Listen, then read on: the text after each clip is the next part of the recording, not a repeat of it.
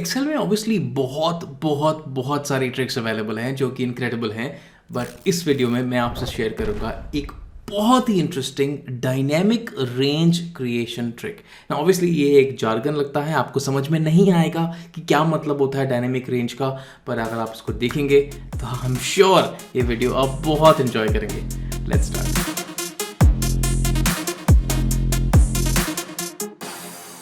Alright, मैं Excel में हूं तो स्टार्ट करते हैं एक बहुत ही सिंपल डेटा से और एक बहुत ही सिंपल प्रॉब्लम से। मेरे पास ये डेटा है जहां पे यहाँ पे रोज में प्रोडक्ट्स हैं, कॉलम्स में मेरे पास मंथ्स हैं और बीच में ये यूनिट सोल्ड है। लेट्स से फॉर एग्जांपल मुझे यहाँ पे हॉरिजॉन्टली टोटल चाहिए जैन का, फेब का, मार्च का, और यहाँ वर्टिकली भी टोटल चाहिए all of the products, A product, B product, C product और डी प्रोडक्ट का। तो ये कैसे करें? ऑब्वियसली आप एक बहुत ही सिंपल सा शॉर्टकट यूज कर सकते हैं। Select all the data, select one row extra और एक कॉलम को एक्स्ट्रा सिलेक्ट किए, और ये जो एक एक्स्ट्रा रो है और एक जो एक्स्ट्रा कॉलम्स है यहाँ पे अपना टोटल डालेंगे। कैसे? एक सिंपल शॉर्टकट यूज करके जिसका नाम है alt is equals to. By the way ये ट्रिक नहीं है, ये एक सिंपल सा एक शॉर्टकट है। अभी ये जो मैंने एक फॉर्मूला बनाया यहाँ पे सम ऑफ दिस रेंज, इस फॉर्मूले के साथ एक इनहेरेंट प्रॉब्लम ये है कि लेट्स से फॉर एग्जांपल अगर यहाँ पे यूजर एक रो इंसर्ट करता है, let's say insert a row, I'll just use a shortcut Alt IR and let's say insert one more row on top of that। तो अगर मैं यहाँ पे जाके एक वैल्यू लिखता हूँ 10, तो मैं आप देखेंगे कि मेरा फॉर्मूला ऑटोमेटिकली अपडेट नहीं होगा। ऑब्वियसली आप एक्सपेक्ट करेंगे कि वैल्यू यहाँ पे लिखूँ, इसको टेबल में कन्वर्ट करूँ, वो सब सारी चीज़ें हैं। But let's say for example अगर मैं एक टेम्पलेट बना रहा हूँ और अपने यूजर्स को एक डायनेमिक कंट्रोल देना चाहता हूँ, तो ये जो टोटल है इसके ऊपर कहीं भी नंबर लिखा हुआ हो वो टोटल में इंक्लूड होना चाहिए। तो ये कैसे करें? तो इसका मतलब ये है कि मैं एक डायनेमिक रेंज बनाना चाहता हूं। रेंज का स्टार्ट होगा यहां पे और रेंज का एंड होगा मेरे सम फॉर्मूले के जस्ट पहले वाले सेल पे, यानी कि यहां से लेके यहां तक मेरी रेंज बनेगी।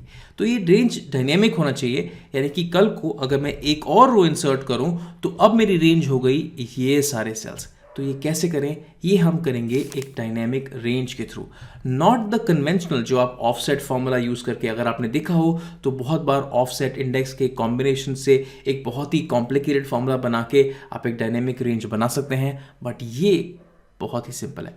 इसके लिए सबसे पहली चीज आपको जो सीखनी पड़ेगी वो है एक सेल नेमिंग टेक्निक। क्या होता है सेल नेमिंग का मतलब?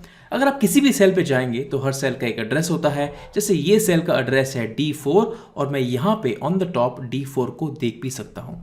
तो अगर आप ये नेम बॉक्स में अगर एक नेम प्रोवाइड करें तो आप एक सेल को एक नेम के थ्रू रेफरेंस कर सकते हैं। Let's take a look. तो ये जो C1 सेल है, लेट्स से मैं इसका नाम डाल देता हूँ Chandeep, CHANDEEP, press enter, enter is important, और ये सेल का नाम आ गया चंदीप। अब मैं कहीं पे जाके इक्वल्स टू चंदीप लिखूंगा तो ये चंदीप सेल को, यानी कि जो C1 सेल था, इसको रेफरेंस करेगा। जो वैल्यू यहाँ पे होगी वो वैल्यू यहाँ पे आ जाएगी। इसको कहते हैं नेमिंग अ सेल। हम नेमिंग टेक्निक को यूज करके थोड़े डिफरेंटली हम एक डायनेमिक रेंज बनाएंगे। चलिए देखते हैं कैसे। तो सबसे पहले मैं एक नेम मैनेजर को ओपन करूंगा। फॉर्मूलाज में जाके एक मेरे पास एक ऑप्शन होता है नेम मैनेजर। जितने भी आपकी स्प्रेडशीट्स में नेम है वो सारे यहाँ पे कलेक्ट होके आते हैं। यहाँ से आप चाहे तो मोर कॉम्प्लिकेटेड नेमिंग भी कर सकते हैं, जो कि हम अब करेंगे। ये जो नेम बनाया था चंदीप, इसको डिलीट करते हैं, ये कोई यूजलेस नेम है। Click on okay and we are good to go. मैं एक न्यू नेम बनाऊंगा, न्यू पे क्लिक करके, और नेम देते हैं इसको previous cell. So previous underscore cell is the name. उसके बाद ये मुझसे पूछ रहा है कि प्रीवियस सेल का एड्रेस क्या होना चाहिए। अभी यहाँ पे ये जो एड्रेस है ये है B10, लेकिन B10 नहीं रखना, मुझे इसका प्रीवियस सेल रखना है, यानी कि B9। तो मैं कुछ फॉर्मूला ऐसे लिखूंगा। तो मैं लिखूंगा यहाँ पे B9, कोई भी यहाँ पे आप देखेंगे डॉलर साइन नहीं है, क्योंकि मैं इसको रिलेटिव बनाना चाहता हूँ, एब्सोल्यूट नहीं बनाना चाहता। डॉलर डालते ही एब्सोल्यूट बन जाएगा, अगर डॉलर हटा दिया तो रिलेटिव बन जाएगा। B9 लिखने के बाद बहुत जरूरी है कि मैं यहाँ पे एक एक्सक्लेमेशन साइन डालूं, जो कि स्टार्ट में आएगा, एंड में नहीं। Exclamation sign and then I will click on okay just to make it active on all the sheets, and then I will click on okay. ये नेमिंग आ गई, क्लिक ऑन क्लोज, और आप अपने नेम मैनेजर से बाहर आ गए। अब हम जाके अपने फॉर्मूला में चेंज करते हैं। This is where the magic begins. तो मैं यहाँ पे जाऊंगा, मैं अपने सम फंक्शन में बोलूंगा कि हे सम फंक्शन, जो मेरी रेंज है वो स्टार्ट होगी C3 से। यस, बट जो मेरी रेंज है वो C6 पे खत्म नहीं होगी, वो खत्म होगी प्रीवियस सेल पे। तो जो मैंने प्रीवियस सेल का फंक्शन बनाया था, जो मैंने नेम बनाया था, वो यहाँ पे आ गया है। अभी ये जो प्रीवियस सेल है ये डायनेमिक है क्योंकि मैंने कुछ लॉक नहीं किया था। अगर मैं यहाँ पे लिख रहा हूँ तो इसका मतलब ये वाला previous cell. That's it. Click on okay, close the bracket, और ये टोटल हो गया 71, यानी कि 10 ऐड हो गया।